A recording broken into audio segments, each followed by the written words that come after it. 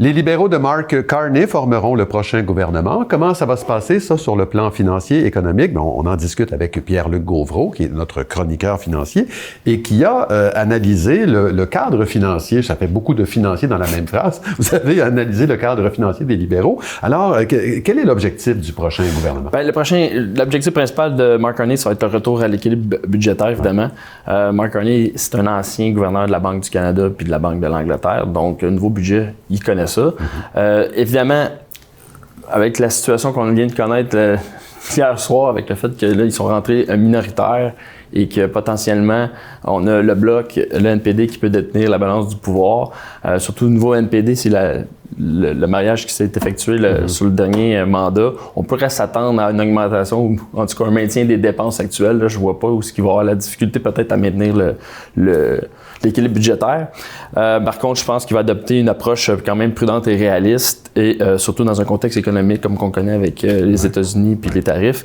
Donc, je ne m'attends pas à ce qu'il fasse non plus des coupes majeures dans le secteur public, mais possiblement un gros contrôle des dépenses publiques. Là. Et qu'est-ce qu'on retrouve dans ce cadre financier qui pourrait profiter aux ménages? Aux ménages, bien, la première chose, ça serait une réduction d'1% du premier palier d'imposition.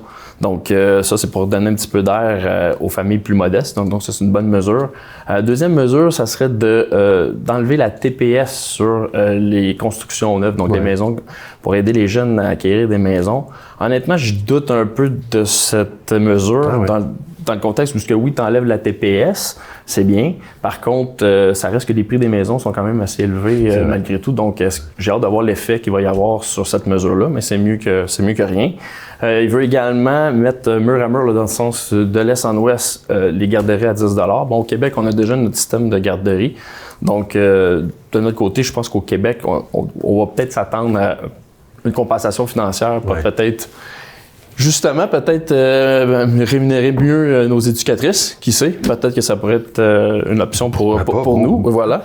Donc ça, c'était dans le but, évidemment, d'alléger un peu la pression sur les jeunes familles, puis avec l'inflation qu'on connaît. Donc ça, c'était une bonne mesure. Et quels sont les investissements prévus pour le gouvernement Carney? Oui, bien, côté investissement stratégique, il y a 2 milliards de dollars qui vont être dépensés pour soutenir l'industrie automobile. Surtout aussi pour le secteur automobile électrique. Évidemment, quand on regarde l'Ontario, c'est un secteur qui est quand même assez majeur là-bas. Donc, il fallait s'attendre avec ce qu'on a connu dernièrement avec la guerre des tarifs, d'avoir une aide pour soutenir cette industrie-là. Donc, ça, c'est tout à fait normal. Ensuite, il prévoit dépenser, ou en tout cas émettre des obligations ouvertes à hauteur de 5 milliards par année. Donc, en principe, s'endetter de 5 milliards par année. Donc, un potentiel de 20 à 25 milliards pour soutenir la transition énergétique. Donc, ça, on doit s'attendre à ça. Soutien aux entreprises, très important, aider les entreprises à acheter de l'équipement pour accroître la productivité. Parce que quand tu regardes un peu à travers les autres nations, on a un problème quand même au Canada au niveau de la productivité. Donc, le soutien aux entreprises puis d'investir massivement va permettre de justement rehausser ça.